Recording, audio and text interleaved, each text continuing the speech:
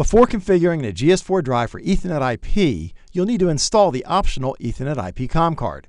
This video shows you how to do that.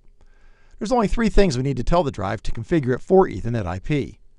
Use the COM card for remote run-stop control, use the COM card for remote frequency control, and assign an IP address to the drive.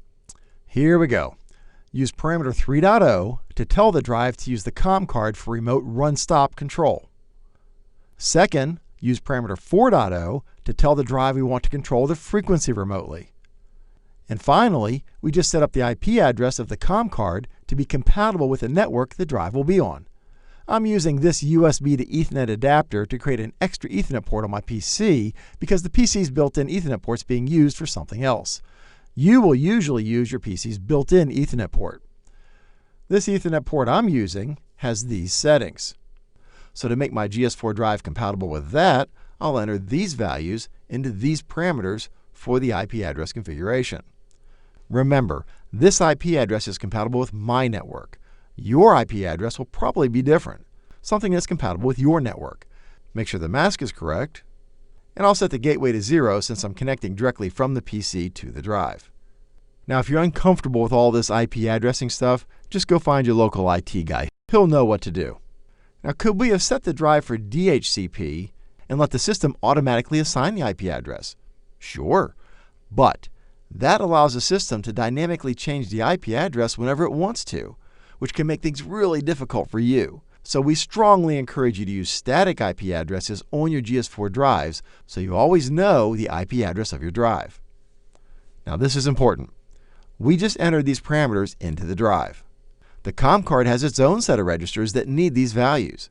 To push these values to the COM cards, simply set parameter 964 to a 2. When it turns back to 0, the values are all correctly written to the Ethernet IP card. One side note, you could have done all of this via GSoft 2. And the good news is, GSoft 2 automatically pushes the parameters to the COM card for you, so you don't need to fool with parameter 964 when you're using the GSoft 2 application. And look at this. Instead of entering the IP address stuff here, use this convenient IP config dialog.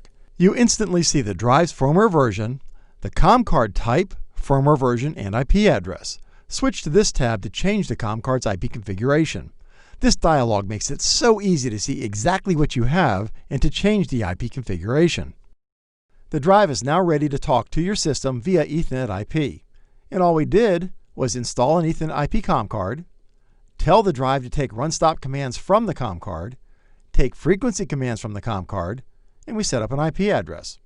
Watch this video to see how to test your Ethernet IP communications using a third-party Ethernet IP Explorer application. That's a great way to verify the drive's Ethernet IP communications independent of your system.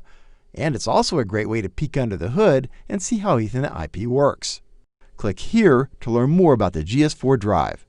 Click here to learn more about AutomationDirect's free support options, and click here to be notified when we publish new videos.